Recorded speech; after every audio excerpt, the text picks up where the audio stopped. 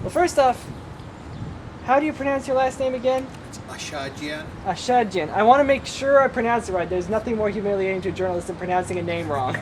That's why I go by Katcho. Yeah. Everybody can say that. Yes. All right, so I guess my first question would be why? You've served in the for the county for 3 terms. Why do you want to move up to state? Very good reasons. Serving county government for 12 years and being able to balance our budget and put monies in reserve, being able to negotiate with our unions.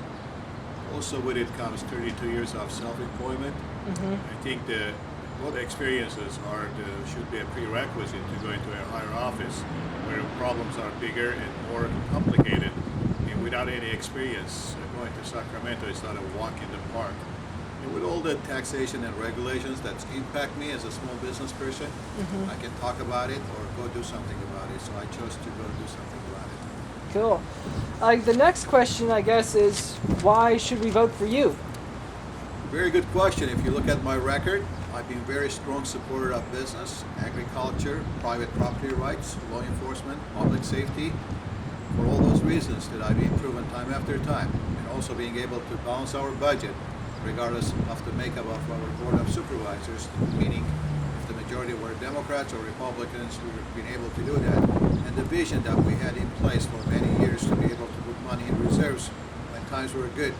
As we speak, we have $81 million in reserves. Those are the mentalities, the business-friendly mentalities, the common sense mentality that needs to be at the capital level. Well, speaking of your voting record, you've made some decisions that have been, shall we say, a little controversial in your time here. You, for example, you voted in favor of relegalizing black bear hunting. You also were criticized for voting in favor of the Santa Margarita Ranch development. How do you respond to people who may disagree with your voting record? That's fine, and I can expect everybody to agree with my voting. What I had against the bear hunting, that it wasn't against bear hunting or for bear hunting. It was wanting to have the Fish and Wildlife to hold their meetings locally here prior we taking a stand on which direction we should go. So that needs to be cleared up. 2, Santa Margarita Ranch has gone through its process and gone to court and come up with a settlement. It was a good project. Just because you didn't want to see it in your backyard, that's your opinion. But as somebody who always supported private property rights, they've gone through the process, they came us with support, there was a lot of benefits given to the community, and why shouldn't I support it? If we don't want to see any development, then we should go purchase their land and keep it as an open space. Otherwise, they are, and as they were when they were in front of us, within their rights. All right. You are an immigrant from Lebanon, as I understand, and one of your competitors is an immigrant from Finland, and both of you take a strong stance against illegal immigration. Do you think there's any correlation there, or do you think? I can only speak my mind and tell you why. We as lawmakers to become, and when we take oath of office that we will follow the law, that's what it is. If somebody is in violation of the law, then that means they're doing something wrong and they need to be faced by the law. We need to clarify the law and reinforce the law, but it has to be supported by the Constitution and the Fourth Amendment. Being an immigrant myself who has gone through the process, everybody else needs to. And when I became a U.S. citizen, I was to be 5 years, as my sister signed an affidavit of support that I can be a burden on the U.S. government for 5 years. Why shouldn't everybody else comply with that law? Why should we become such a generous nation? And it is good to be so in a time of a need. But when we're suffering with budget problems, for California it's almost $11 billion the cost of illegal immigration.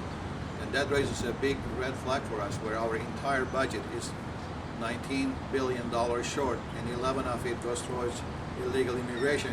Why shouldn't we? We need to do something about it.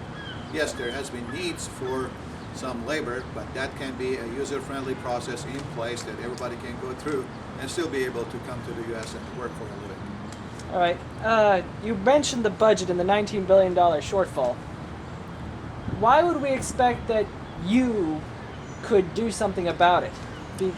Simply because if you look at my record, I've done something about budgets. For 12 years, I've been able to be part of a team who had balanced the budgets, and as I said previously, that we have put money aside.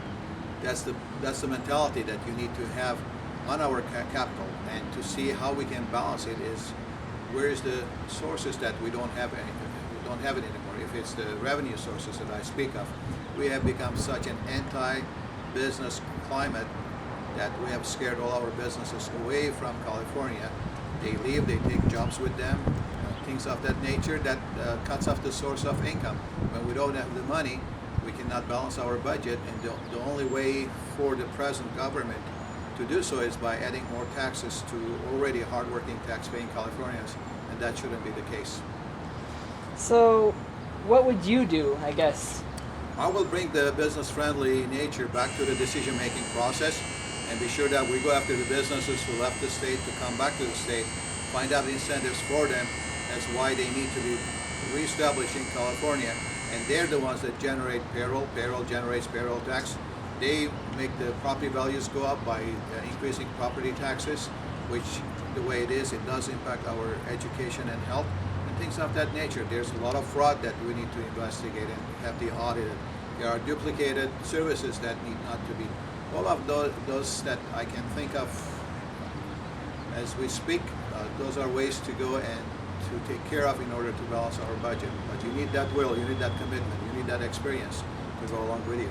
And I guess what I'm trying to get at is, you're just one guy. Even in your when you get elected, if you get elected,